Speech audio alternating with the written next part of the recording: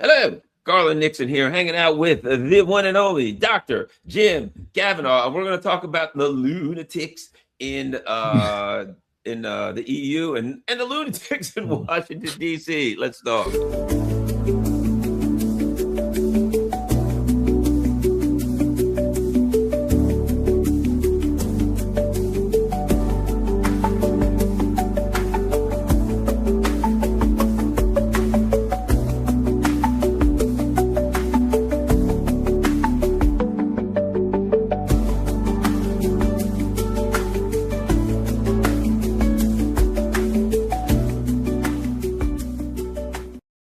Hello, Garland Nixon here with Dr. Jim Kavanaugh, and we got important stuff to talk about. There's lunatics everywhere, and now you're looking at two of them. We're going to try to figure this thing out. We're going to try to figure this thing out, doggone it. Lunatics are running the asylum. There we go. Exactly. All right, let's start off, Jim. You know, here's what I'm thinking. If you really have a nice place that you'd like to see in Europe, probably ought to go there now.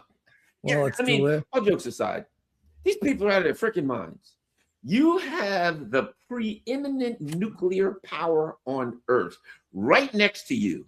You're just poking them in the eye, And last week, the Russians said, look, if you try any funny business during this parade we're having on the weekend, downtown Kiev, it's done. Reshniks, God only knows what, it's just going to disappear. Okay, forget it. Europeans, whoever, everybody, friends, foes alike, get your people out of there. That area is disappearing. They then said the area that they launched the Reshniks from, we're suspending all aviation traffic in that area. And I'm thinking to myself, yeah, they've had about enough, right? And the Europeans answered, you're not scaring us. We're not leaving. And I thought, Darwin speaks again. The gene pool shall be cleansed of these. I literally said that on RT. I just said anybody who wants to hug a Reshnik, you don't deserve to be in the gene pool anymore. Anyway, Jim, these lunatics in Europe, I can't make heads or tails of them. Your thoughts? Look, they're in a perpetual crisis of legitimacy themselves. Look at Starmer. I mean, he's everybody wants him out. He gets on TV and blathers about his own personal values and everything. Doesn't make any difference. People know he's a joke. It's terrible. You know, Metz is proposing rearming Germany and threatening everybody. That doesn't have the means to do it. Meanwhile, they're closing down Volkswagen and the German auto industry is going to crap. So, you know, as you say, they're posing as if they could put up some threat to Russia, and it's just silly. But they do not want to give up on the Ukraine war as the war which everybody entered. And the irony of all this, it was the Americans who started this, the Americans who wanted this. It's Victoria Nuland who got up and boasted in Congress about how the Americans were running the country now.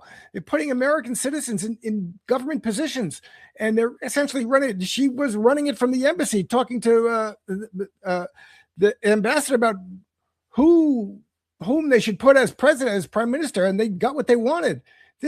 So the Americans started this and brought the Europeans into it, and now the Americans are backing off and saying, well, we're really kind of tired of this. But the Europeans still think there's some way, if they keep this war going, they're going to get to Russia and undermine Putin and create some kind of upheaval in Russia that's going to benefit them and get rid of Putin and get rid of Russia as a powerful force in the world. It's just nuts. I mean, it can't be done anymore. So, but unfortunately, you know, and I think the Russians and Putin have finally and completely realized this. They're never going to give up on this. This is going to end when Russia marches into Kiev and overthrows the government of Zelensky. And the Europeans, it's hard to know exactly how much the Americans are involved in this now. I think they are still up to their eyeballs in it with American intelligence and American, military commanders. But I think they're pulling away from it. And I think the Europeans are afraid of that and want to think they're going to be able to replace the Americans. And it's just not going to happen. So we're going to have another year at least of I would hope it would end this year, but we're going to have probably a good year or more of warfare, but it's going to get worse. And the Europeans are going to have to try and, again, it's very much like what's happening in Iran with the United States. The Europeans are going to have to either decide to accept the inevitable, that they've lost that situation. Ukraine is going to come under the influence of Russia, or they're going to have to figure some way of fighting back, which they absolutely do not have. So I don't know. This is the craziness of the world we're living in now. We're watching kind of these fictional narratives and these deluded narratives about the state of the world that are coming from the leadership of the West. And, they're liable to get them into fights, big fights that are going to hurt a lot of people. But it's hard to see how it's going to stop. I mean, it's only going to stop when they get their butts kicked and their faces punched. And they have to, this is arriving at that crisis, all around the world. And you're right, in Ukraine for Europe and the Americans. I think the Americans kind of trying to slide their way out of it. And in Ukraine for the Americans. So again, the American empire and the Euro-American empire is dissolving and in demise, but it has the ability to create a lot of destruction on its way out. Well, Jim, here's the issue too. I think we're looking at one war, one crisis, in that it's a crisis of empire. It's a crisis of an empire contracting, okay? Wherein the whole world, everybody in the world, even a lot of people inside of the empire, I don't know how many, but can look at this and say the empire's contracting. It ain't what it used to be, and it's weaker. It doesn't have the economic power. It doesn't have the military power to do the things it used to do. But the empire itself is still walking around with its chest out. I'm strong. And it keeps running into the limits of its powers. You know what I mean? So it runs up and it's got a great mouth. Yeah, you better do what I have to say. But it keeps slamming into I would say Ukraine, where it was like, okay, let's just go back. And what was it? Rubio that had that speech where he really said it. Oh, the good old days back when colonialism was out there, right? Yeah. And when we ran out of money, we just go find another country in Africa or South America somewhere. We knock that over and steal all their gold and silver. Boy, we probably had bananas back then, coffee, all those good things. We'd roll a country over, take everything they had. We could go on for a while till we got a little bit, ran out of money again. We just go hit another country back in the good old days, right? Mm-hmm.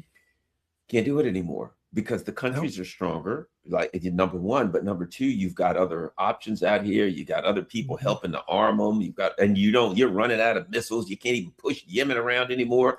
Again, colonial powers who traditionally, when they ran out of money, they just went over and stole somebody else's, unable to do that anymore. And they've run up against that. All right, Iran, and you hear it in Trump's rhetoric. He has the rhetoric of the emperor, but he doesn't have the military of the emperor. Yep. Yeah, Trump is running on World War II movies, and the ideology of the American invincibility and exceptionalism post World War II. And look, that revived itself after the demise of the Soviet Union in a certain sense. But the United States has won no war since World War II, with the exception of look what they won. They won the wars in Panama and in Grenada and in Iraq. But what did it get them? I mean, yes, it did get them something. It got them the demise of those countries and got those countries under the thumb of the United States. United States controls the Iraqi economy by, control their revenue, etc. But it was a disaster kind of militarily and geostrategically for the United States because it demonstrated American weakness in a certain sense. And now, they're getting, it's not the same anymore. You say not only these countries not just laying down for the extraction and domination of the Euro-American empire, but they're fighting back and they're building new things. They have relationships with China, especially, that are building their economies. What just happened in Nigeria is very important. The Chinese helped the Nigerians build an oil refining capability. So not only do they have the biggest country in Africa, have the biggest oil reserves in Africa, but they're always selling the raw oil and to someone else who is making, the high value items out of it. Now they're able to do that themselves. The Chinese have developed these relationships with a lot of countries in Africa and South the global South, where they say, we'll help you, another situation, I forget which countries it is in Africa, but it's chocolate, we'll help you build, you just don't send the raw cocoa to Nestle or to Lindt or whatever. We're going to help you build processing facilities so you can create the finished products with your raw cocoa, and that's going to label you, and we'll make a deal with you where you sell that to us at favored prices for a certain number of years. That's good for us, it's good for you. So all of these things are happening now. They're building economic and political relationships with global South countries that make they are a win-win. And so these countries are no longer afraid of being left out in the cold because the world economy is controlled by the United States and Europe. It's just not anymore. I mean, it's not at all. And the Americans just don't understand this. That was the case for decades and decades. Look at the images of who were the biggest trading partners in the world in 1960, and it was the United States. That's why the American dollar is the reserve currency, because you could buy everything with it. Okay, American dollar, you could buy anything with it, because the American economy was making everything, was making most things. Now they don't make a damn thing, and they can't make their own weapons without Chinese raw materials. So, China is now the biggest trading partner of everybody. So this is a different situation, and that fundamental economic power, which is slid away from within the American capitalist order. It's gone from a productive economy to a financialized speculative economy, which doesn't produce or help. It doesn't produce a viable life for the people of the United States, and doesn't offer anything to the people of the world. And you've got other countries that are stepping in, and you've got Russia. Did not know what was going to happen after 2002. They weren't sure what was going to happen, but turned out the Americans weren't, and the Europeans were convinced the ruble will be rubble, sanctions from hell, Putin will be gone, the oligarchs will overthrow him, the military will overthrow him. None of that happened. Russia now has the most advanced, most disciplined and experienced and well-trained army in the world. And nobody in Europe's going to defeat them. Okay. And you've got people like this incredible thing with Robert Kagan writing this article in The Atlantic about Iran, saying the United States has been defeated. This is the biggest strategic defeat for the United States since World War II, and it is. And there's nothing the United States can do about it unless they're willing to put a huge army of 6 divisions at least, and take the loss of many ships and thousands of soldiers and a huge ground war in Iran. And is that possible? I mean, it's not possible. Kagan may think it is, but this is nuts. You can't. What's happened is the demise of the American economy and the Euro-American social economy and real economic power over the past 20, 30 years, the rise of China as an economic power, the rise of Russia over the past 10 years, really, as a military industrial complex, really, in Russia. And now, what are you going to do about it? You got people in Europe and in the United States, got a leadership which is ridiculous. It is the lunatics running the asylum. They're living on delusions of grandeur that don't exist anymore. And they're going to have to try. They are going to be tempted, and they're going to be pushed. And Netanyahu is certainly going to is pushing Trump, to say the war's not over here. We have to have a big attack on Iran. And I don't know whether he'll succeed in that or not. And the Europeans are going around, Merz and company and Callas, and we got to attack Russia. We got to get prepared for a war with Russia. We cannot leave Ukraine in the lurch. We got to help them build their own industry. All of these projects of building European military industrial complex, which will take at least 10 years, or Ukrainian military industrial, would take at least 10 years, and it's not going to happen within the context of the war.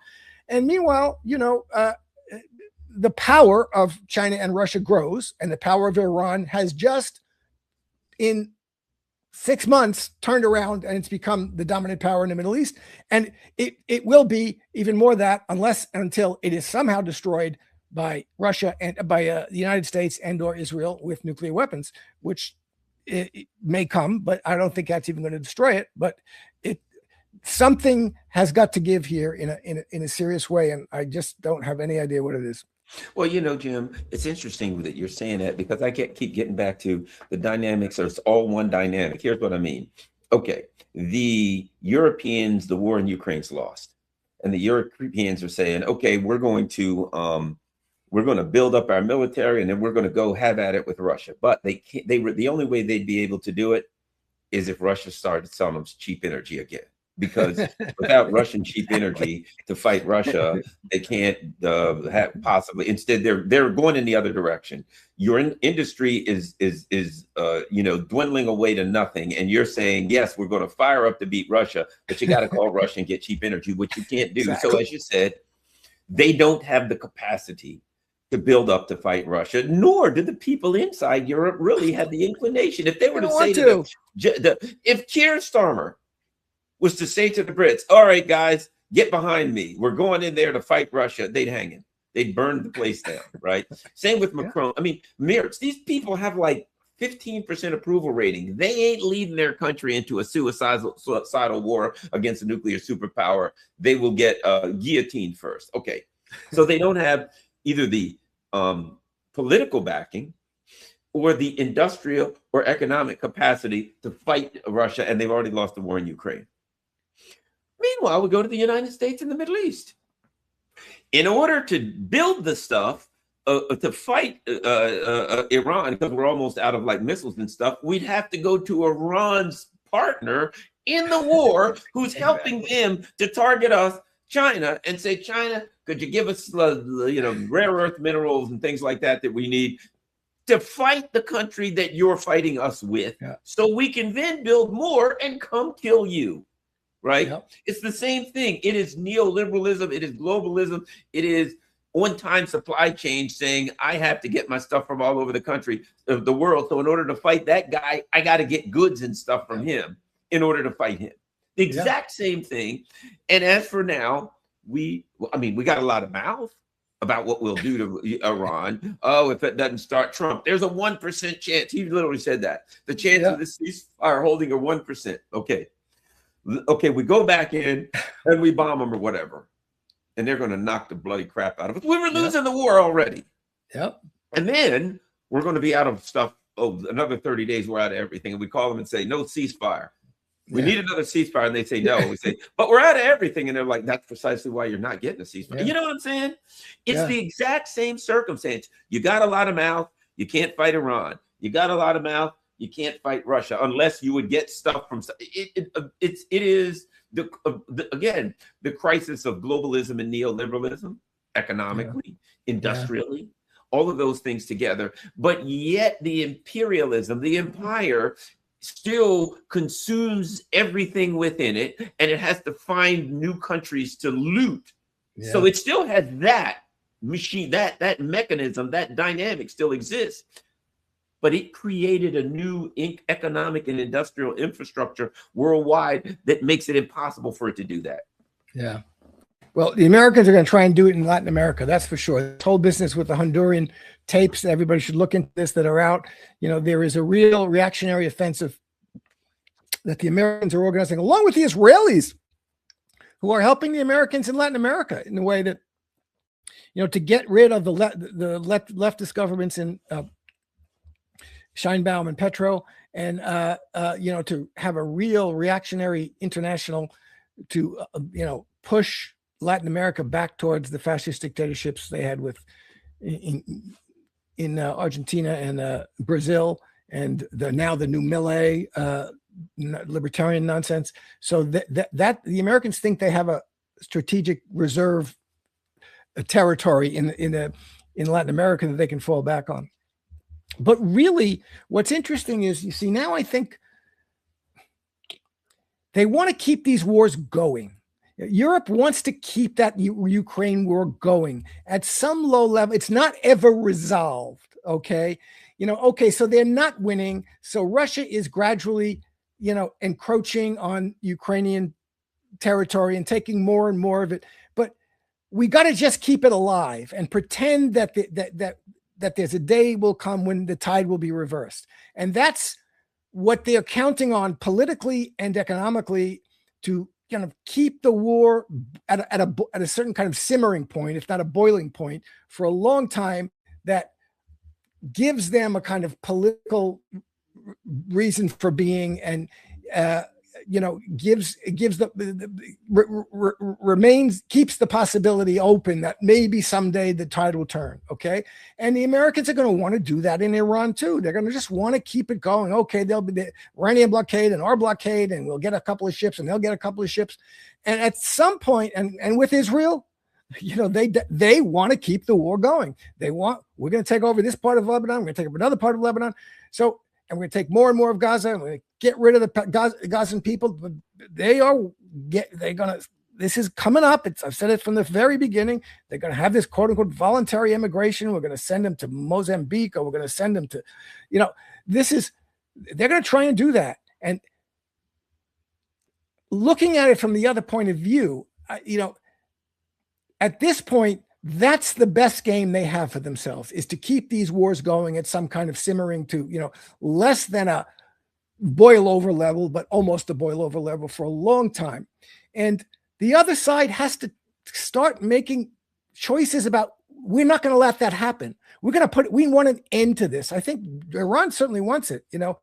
We want an end to this. We want a new situation in the Middle East where we're never under attack again, where this keeps going at some kind of constant, aggressions that are, one day there's 1,000 people being killed a day, and then we have a ceasefire and only 100 people are being killed a day. No, that's not good enough. And that's what I think people, whoever can do it, and it's got to involve Russia and China, both in the Ukraine theater, in the European Eurasian theater, and in the West Asian theater. Situations have to come to a crisis and come to an end. The Zionist aggression in the Middle East has to come to an end, or, this is what they wanted. They want to keep it going. And the American presence in the Middle East has to come to an end. And the war in Ukraine has to come to an end. And that's got to,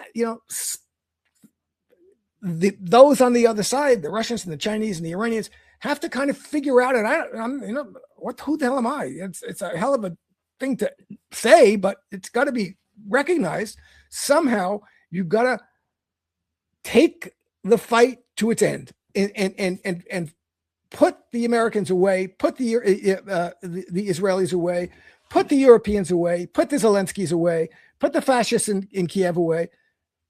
We got to come to a conclusion of this. Jim, I think I agree with you, but I think, I've been saying for years, Jim and I talk, we try to figure out what's going to happen. And just when we think we got to figure it out, the Iran war starts, or something crazy happens, right? Something some black swan event. Okay, here's something I'm going to throw at you, Jim. Okay. I think the Iranians, I was reading, the Iranians sent, something to the latest thing to Trump. Here's our demands. Here's our reply. Trump said, that's unthinkable. That's insane. Why would you send such a crazy thing? And the Iran's answer was, that's the minimum we can do. To ensure that you're acting in good faith. What we gave you is the minimum we'll accept. Just to show that you guys can act in good faith. There's no trust, but if you can reach our minimum. So the Iranians are clear. And I believe, look, the Iranians haven't attacked anybody for hundreds of years. When you push them into a war, they mean business. They don't do it often, but when they do it, apparently they really mean business, right? So here's the way I look at it. And I think if I was Iranian, I'd look at it like this. Time's on my side. Americans had felt nothing yet. By June, by July, I think by late June or into July, our strategic oil reserve is going to be out, right? Completely out. But long before then, we're going to feel the pain. And I think the Iranians are saying, right now, you're playing tough guy, because the Americans are unhappy, but they haven't gone to violent rage yet, but that's coming. Likewise, the Europeans, they're like, you stupid Russians, we hate you Russians. And the Russians, I think if the Russians I think they should keep their powder dry, because what's going to hit Europe is going to be 100 times worse than what's going to hit here. And the Europeans are going to wake up and say, we have no diesel fuel, and like half of our cars are diesel. Oh my gosh, we don't have electric. Wait a minute. The way we do things in Europe is we fill up our gas reserves in the summer for the winter, and that makes us through the winter. We ain't going to have the gas to make it through the summer, natural gas. We're not going to be able to fill our gas reserves, and that's when we're going to freeze to death. If the Russians and Iranians can drag this thing out just 3 or 4 months, but 6 months, I think their enemies will crumble. I think, have you heard that what was that old, I forgot who it was it Mao that said something about if you're patient, you're patient or something and wait and you'll see your enemy's bodies come floating by in a river or something like that. I don't know if you ever heard that, but whatever the case, I think all of this business about we're the empire and we're going to run the world, it's going to come to a screeching halt with the economic pain that's coming, and the American people are going to, which is important, they're going to finally feel the pain of the United States foreign policy. And that's what I don't want to feel pain, but this is what Americans need, Jim Kavanaugh. Yeah, well, that's true. Look, absolutely. At the end of the day, every population, that's the crucial point where they feel the pain of it themselves. Unless they do, they're going to just put it on the back burner. So I think this is true. I just filled up my car, $75. You know, this is not going to get any better. It's going to get worse. As you say, the Americans are now drawing down their reserves, and that's going to last another month or so. And then they're going to run out of reserves. And the United States actually exports oil because most of the oil that's produced in the United States is not refined the refineries aren't capable of refining that oil very well. So they export a lot of that oil elsewhere, and they're drawing down out of reserve now all that can be put in the cars. So that's going to run out.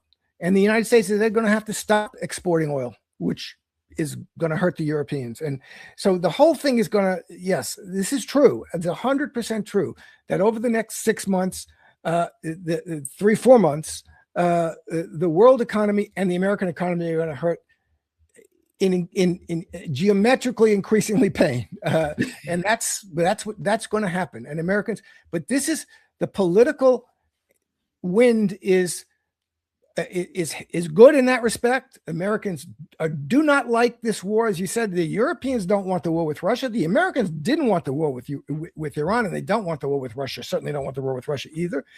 And there are political forces that are going to rise, and it's going to be very, very hard, but not impossible. And they're still going to do it for the duopoly to maintain those under their control in the United States. It's easier in Europe. They're out of control. Look, the AfD in Germany and the Reform Party in Britain are going to win elections. They're going to win. They're the biggest parties in the country now. They're winning elections. You know, I'm not a fan of either of those parties, but this is right-wing populism that, because the left-wing populist movement is not strong enough and allowed itself to be smothered to death and by the social democratic parties, which ended up, you know, collaborating with the United States with the imperialism, became social imperialist parties. So but this political wave is going to hit Europe because of the economic wave, and it's going to hit the United States. But I don't know I suspect it's going to be people like Massey and Marjorie Taylor Greene and among the Republicans, who are actually harder line anti-imperialists at this point, I think, than Ocasio-Cortez and the Democratic so-called progressives. So this is a bizarre situation, and it's going to be, you know, the first thing, and I hope it's the first thing, and it's a great thing. It's going to be, I hope it's going to end with a rupture of American support for Israel. I think that has to happen. And I think that is happening. And that will, you know, there's no reason for the United States to be in this war with Iran. There's none, except for Israel. And they've all said it. They all know it. Everybody knows it. So we got to get out of that. Now, Trump himself isn't, I don't know what he's going to do, but the forces that are still in play within the administration and around the administration want to push him to do something to defeat Iran. And there's nothing he can do, but there are things that he could try to do that they might get him to do. But the Europeans can do nothing. They really can do nothing against Russia. And so the war, but it's got to progress. I agree that time is on the side of the Ukrainians, time is on the side of the Russians and the Chinese, but they're fighting wars. This is a bad thing for everybody. The Russians have to put an end to this war in Ukraine. The Ukrainians have to well, I do really have the time on their side. If they have the support of China and Russia, if they build up their economies, they become more immune to the economic effects of American blockades, and that's good for them.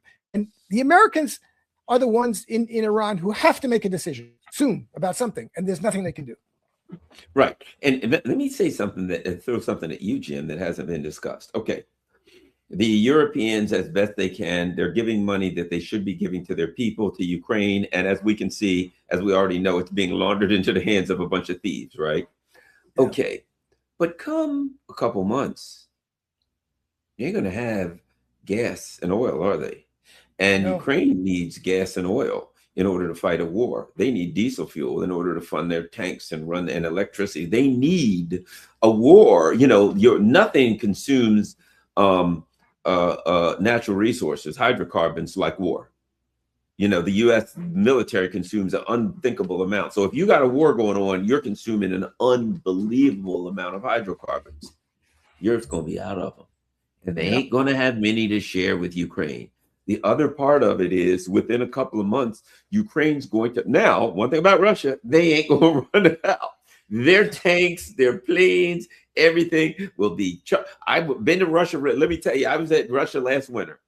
They crank the heat up as high as they want to crank. You walk in, they got the floors heated. They got towel racks. You put your towels on. That's heat. Everything's heated. In Russia, trust me when I tell you this, gas, electricity, heating, oil, that kind of stuff is in abundance, shall we say. They pay next to nothing from it. In fact, electricity is cheap. And I was in this one area, and the guy was telling me in their neighborhood, they were changing everything to gas. And I said, yeah, he said, they call it gasification. And gas is so cheap that they got plenty of it. They said, we're going to like move the government had said as many things as we can in Russia, we're going to switch it over to gas. I said, okay, how much cheaper is it? And then he says, well, electricity's cheap. Gas is 5 times cheaper. Wow. So they ain't running out. But again, so you're going to have another element. How in the hell is Ukraine going to fight a war against a country that has unlimited hydrocarbons when your masters are going to be out and they're going to have trouble sharing it with you? Yeah. No, it's absolutely. Ukraine is running out of gas. It's running out of oil. It's running out of people. They just don't have the manpower to fight this. And they're switching, troops from one front to another in order to kind of stem the tide for a week or so. And I think and kind of presume that the Russians are going to start doing very big offensives and make sure they take over Donbass and Zaporozhye, and Sumy, the Sumy front. I think they'll take over Sumy, and that will be a disaster. And at some point, they're going to the Ukrainians and the Europeans have to recognize this war is virtually over, and this will never be turned around. We have to figure out how we're going to bring it to an end in some way that doesn't destroy us, which there is no way at that point. So and you also have, the thing about the gas and the Russians, as you said before, the gas isn't going and the oil going west anymore, it's going east. And the Russians are making deals with the Chinese. They're building pipelines, Arctic pipelines across into northern China. And they're going to start having long-term contracts to send a lot of gas and oil into China. That's not going to be available to go back to the West anymore. It's not going to be like, okay, we'll turn on the pipelines, Nord Stream again, and we'll send everything to Europe. Russia and China are developing relationships and infrastructure to move the gas and oil from Russia to the East. And when the Europeans come back and say, okay, Russia, we want to buy oil and gas again, they're going to say, well, it's not that much available anymore. Sorry, guys. And so this is a very, very dangerous situation. And they don't, again, it's if they're living as if that's not a reality, as if there's some other alternate reality in which that doesn't make any difference. And it does. So, this is why they're losing the war. This is why they're going to lose the war. And it's why they're not going to recover from the war, from what they did. They created this situation for themselves. They isolated Russia. They tried to isolate Russia with sanctions. They blew up the Nord Stream pipeline. Oh, we're isolating Russia. No, you're not isolating Russia. You're isolating yourselves. The Europeans and the Americans have isolated themselves with the sanctions policies and stuff. And they're going to try, and they still think, they're still living under the illusion when they decide to turn that off and start, then everything will go back to normal. It's not going back to normal with Iran. It's not going back to normal with China and Russia. And what will the American empire do when they finally realize that? How are we going to make it go back to normal? The Americans, as I say, have what they consider a strategic reserve in South America. We're going to take over all of South America and get there. But, that's not going to be that easy either. People are going to realize Brazil is a big country.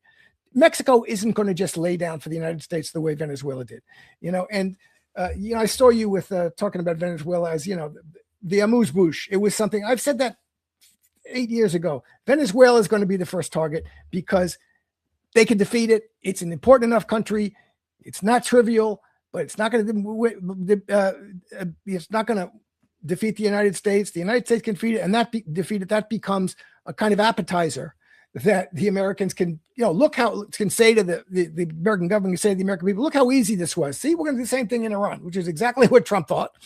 And that's too bad, because it did give that little, and that's what the Americans did with Grenada and Panama. Oh, look, you see how easy it is. Now we're going to go after Iraq. That'll be easy too. So this is the kind of thing the Americans do, but they're running out of that. But they're going to try and keep it going. They're going to try and keep it going. That's the only thing they have to do. So unless there's a political revolution in the United States that gets rid of duopoly, we're going to see the Democrats are all signing petitions to, don't give in to China, don't stop our arms purchases to our Taiwanese or arms deliveries to Taiwan. This is nuts. China is over so far beyond the United States. And they're not going to, so you have the so-called opposition party and progressives in the opposition party who want to continue to stoke the war with China. I think that's a good thing. And they want to continue to stoke the war with Russia. He's going to give up on Russia. That's surrender Ukraine to Russia. That's a terrible thing. So we need a political movement in the United States that can contest for power and that can have another kind of foreign policy perspective, anti-imperialist perspective. Well, I'll say this about Venezuela, because I disagree with a lot of people about Venezuela. That people say, we've taken Venezuela, we control Venezuela, that was easy, we're over it. Here's what I have to say. You kidnapped the boss. That's what you did. And you put now Dulce Rodriguez in charge. And you say, okay, we took it. Is Venezuela still a socialist country? Yes, it is. Do they still give free housing to the poor? Yes, they do. Is electricity still considered a human right in Venezuela? Yes, it is. Do they still have a constitution that is the best, probably one of the best for workers, for you name it, for the indigenous people that live? It's the best. The things that were put in place under Hugo Chavez and Maduro are still all in place. We have kidnapped Maduro. Let's see, we have flights going there now. We're talking about oil purchases, but it is still foundationally the same people are in charge, the same policies are in charge, all that kind of stuff. Now, when the United States is able to introduce neoliberalism, I'll believe it.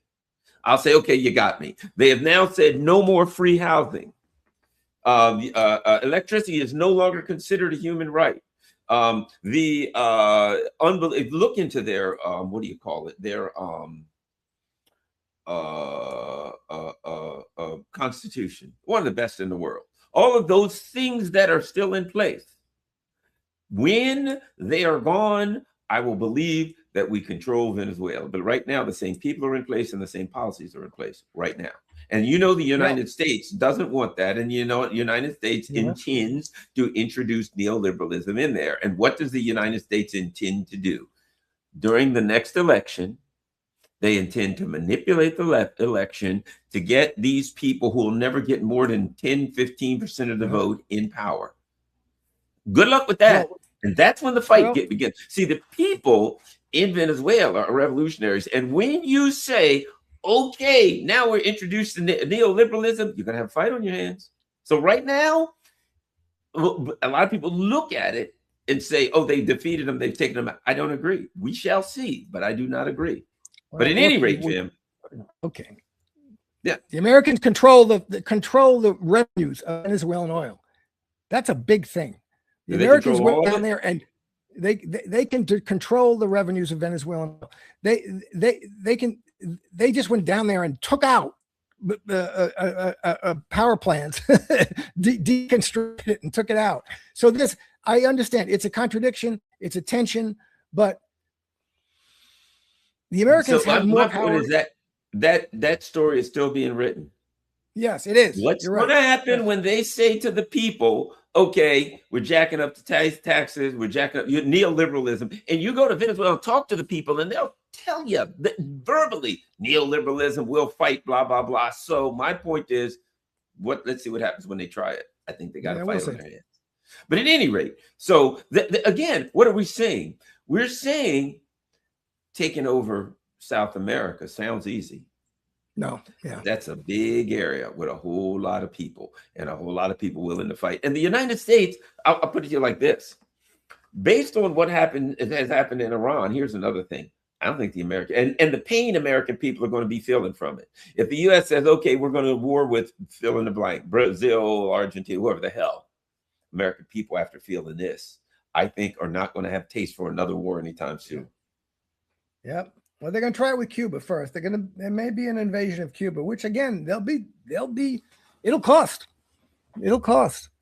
And I don't think they'll be able to pacify it very easily. Even if they can, win the day, they're still going to have I hope the Cubans prepare guerrilla warfare. I mean, but it's a bizarre situation we're facing in the world where, the imperial minions are not ready to give up.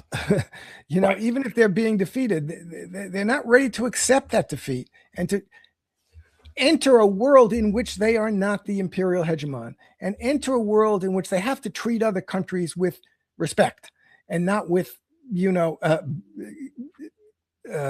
contempt, and with treat them as children that they can manage and steer the way they want them to. They have to treat other countries with respect that they've never had to do before. And they're not ready to do that yet. And they're going to have to be forced to do it. Yeah, I think you're right.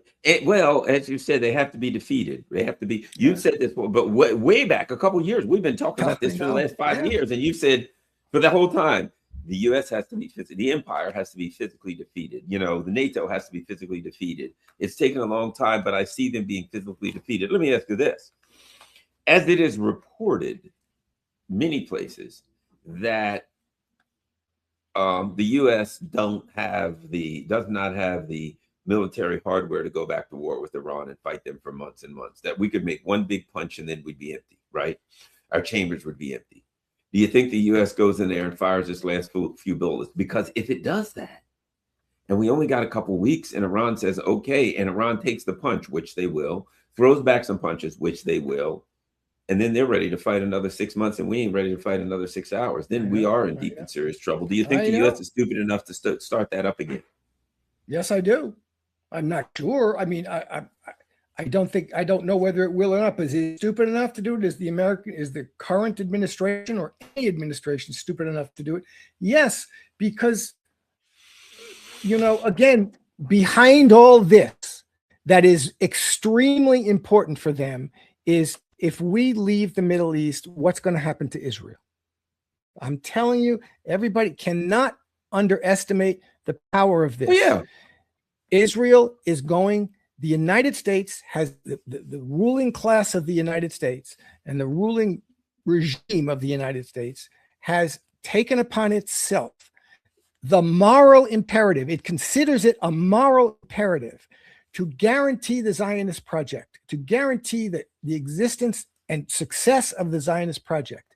And they know that if the Americans are driven out of the Middle East and Iran becomes the most powerful force in the Middle East, and and backed by Russia and China become the mediating forces in the Middle East, that Israel and the Zionist regime are in trouble.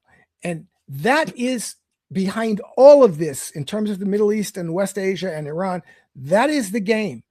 That is the game. If the United States doesn't care what happens to Israel, if the United States as a regime says, none of our business, we're not in the business of protect. We have a legislated imperative to keep Israel's qualitative military edge.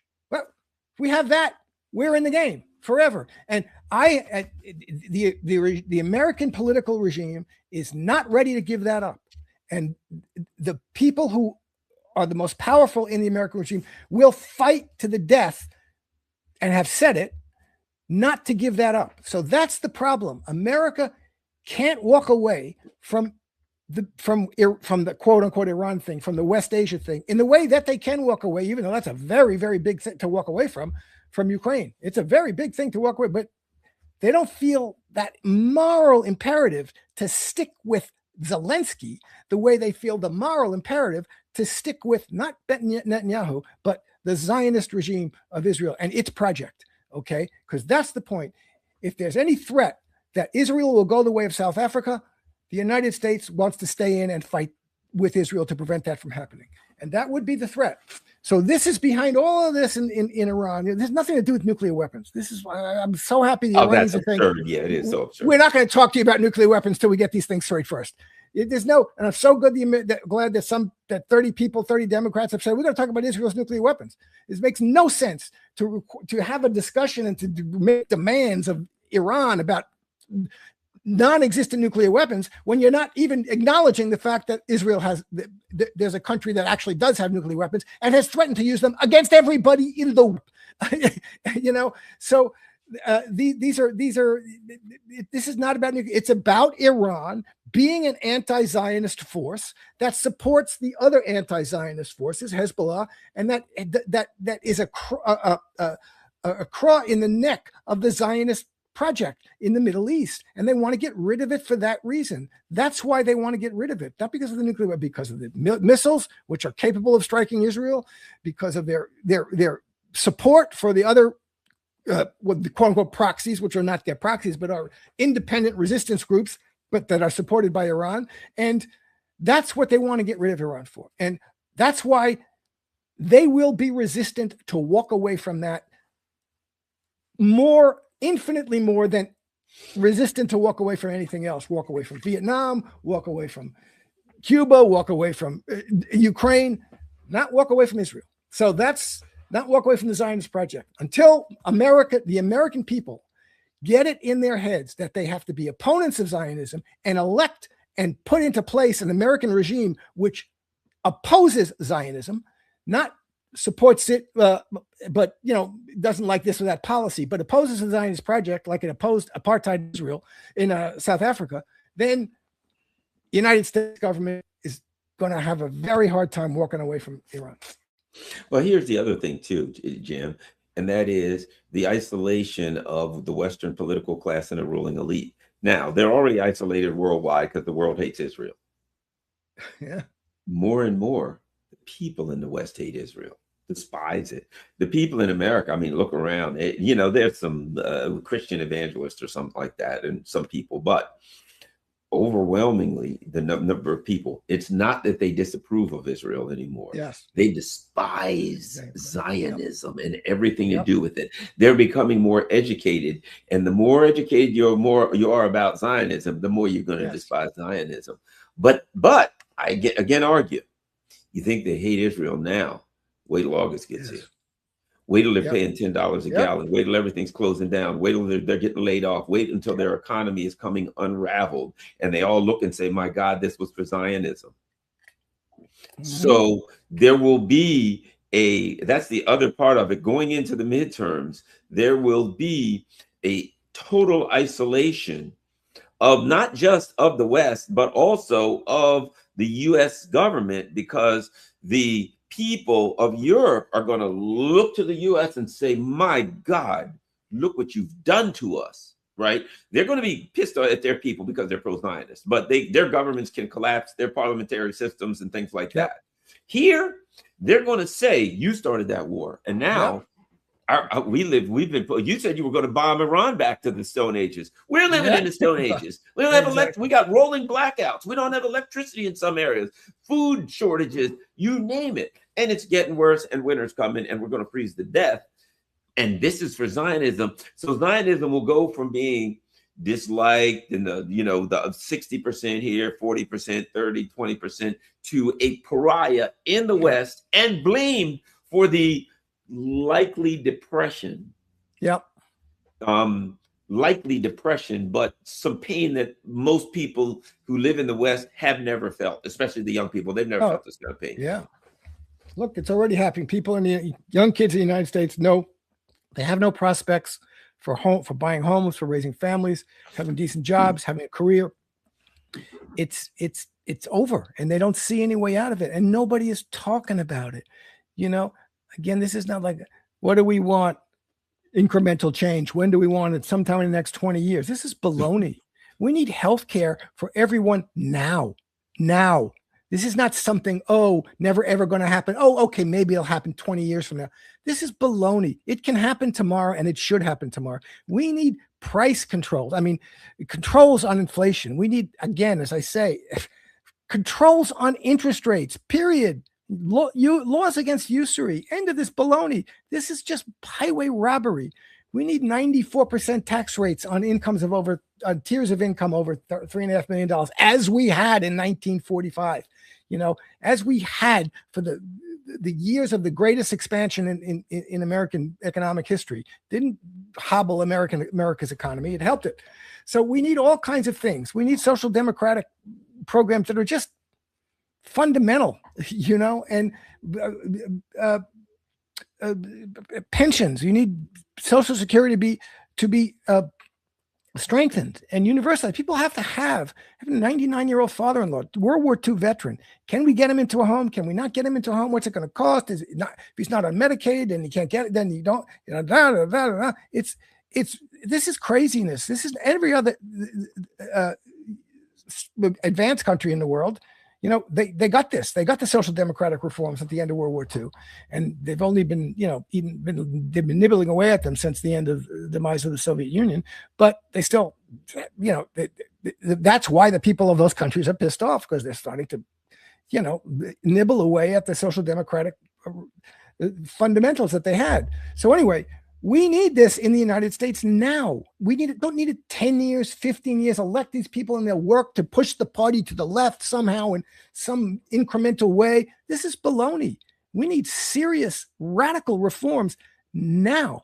And I don't know when that means ending foreign wars. That means ending support for Zionism. And that means healthcare for all, restricting interest rates, public banking, et cetera, et cetera, et cetera. People have to get over this taxpayer money nonsense, which they'll never understand unless they get over it. There's no crisis of spending for Medicare or Social Security. The money is all there. It's not the money, it's political will. And what we need is an economy that produces the goods and services that we need. Not, the money should be spent on what's good, not on what's stupid, like AI data centers. I mean, this is absurd. They're going to spend billions of dollars on data centers. We need billions of dollars for productive jobs that produce housing and healthcare and schools and things that we need.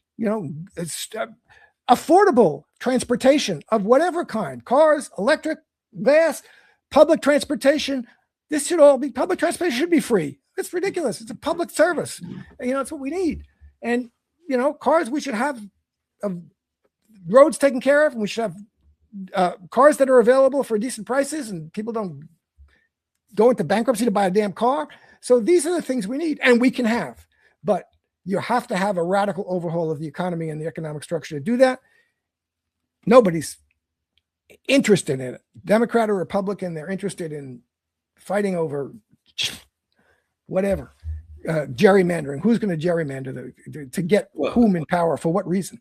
Well, Jim, here's the thing, and I always two things. One of the things I always talk about is we as everyday working people have to live with the outcomes of politics, right? What happens? What's the outcome? What they keep us arguing over is the process, right? We've got to argue over gerrymandering. How do they decide which puppet for the billionaires is going to screw us? How many, which are they going to be, the blue or the red puppet, right? Then we got to over who can vote, right? And can they mail them in? And all those things are fine, but that's the process.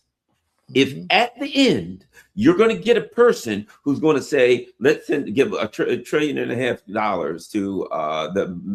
the Pentagon, you're going to get a person who either says, I don't believe in everybody getting health care, or Joe Biden who says, I don't believe in everybody getting health care. So much so, if the people want it, and he literally said, if they pass a bill where it gives every person in the nation health care and it gets to my office, I'll veto it. So we're left to argue over the process of how we elect either John McCain or Jeffrey Epstein or some combination thereof, right? Yeah. And now, do we do mail-in ballots? Do you have to have an ID?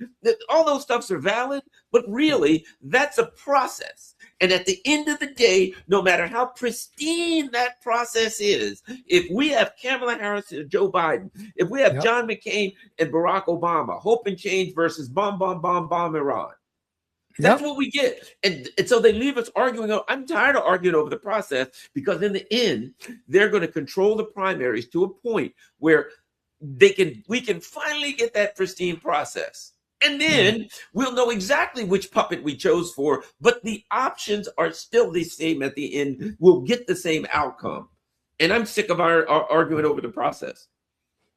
Well, I disagree with you in the sense I think there are elements of the process that would be very important. I think it's very important that we have ranked choice voting. I think it's very important that we have an electoral system which is transparent. There's nothing proprietary about it. It should be open and transparent. Everybody should see the vote count. Votes should be counted in the precinct, live screen to the world. There should be no possibility. It should be extremely difficult, near impossible to cheat. And nothing should be hidden from people. There shouldn't be voting boxes moved around before they're counted. There's no reason for that. So all of these things are possible. Very simple. There are simple things that have to be done. But, look at again, the problem is you have a duopoly system where the duopoly controls it, no matter what, as you say, no matter what the process is, if the only two candidates are going to come out of it are this. That's why ranked choice voting is important. They're going to sue a third party person to get them off the ballot. The ballot. The Democrats are going to say, in the primaries, literally in some states, RFK Jr. was running, Marianne Williamson was running, Dean Smith or whatever his name was, Dean Jones, I don't know, whatever it was running. All these people were running, and they said the only name we're putting on the ballot in this state is Joe Biden. So if you have that kind of corruption, exactly. So what? It's a beautiful process. It's all cleaned up, except in the end, your options are the same. So I don't disagree with you. But you understand what I'm saying. I know what you're saying. Yeah, I know process that is, it's rigged at the end. It's rigged at the other side of the process. You know what I'm saying? You got to work on all sides. You got to work on all sides of this. You really do. People have to be able to, as you say, they have to be able to get on the ballot. Third parties have to be able to get on the ballot. They have the same requirements to get on the ballot. This is just basic fairness. The same requirements for a third party to get on the ballot than the Republican and Democrat. And that's not the case. Okay. And when they get on the ballot, if you have ranked choice voting, then they have a chance to demonstrate their popularity without this you're wasting your vote, kind of thing, because these things are significantly important, and they don't happen because the donor class controls the parties, and they control the legislatures, and they control the process, and that.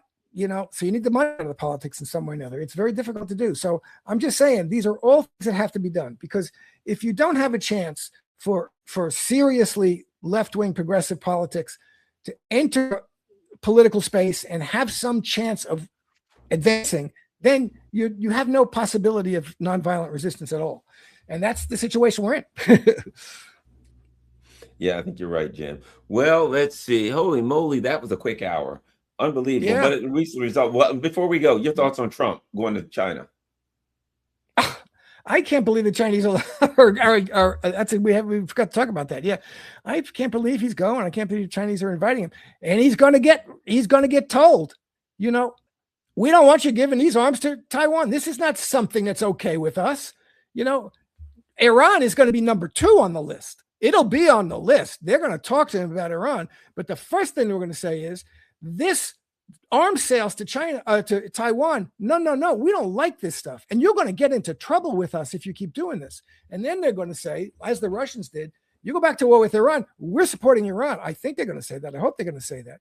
So I think, on the one hand, I don't understand what the Chinese are having, because what they did, I don't even think he knows what he's talking about, but they're having him in order to lay down the law to some extent. And I hope that happens. And he comes out of it having been, scared a little bit about chastened about what his possibilities of making decisions should be, and what the results of making stupid decisions will be.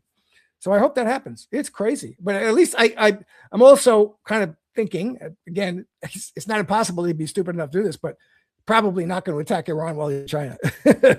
Yeah, that's true. And I think, the Russians and the Chinese are supposed to meet later, I think, at the end of the month or whatever. And I think they're going to, from what I understand, I'm hearing the rumors also, I think they're going to announce some big deals.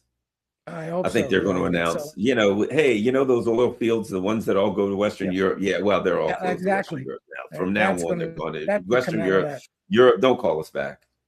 Don't call us back. Those days are over. That's all gone. That's finished. And if you keep pissing us off, we're going to flatten you.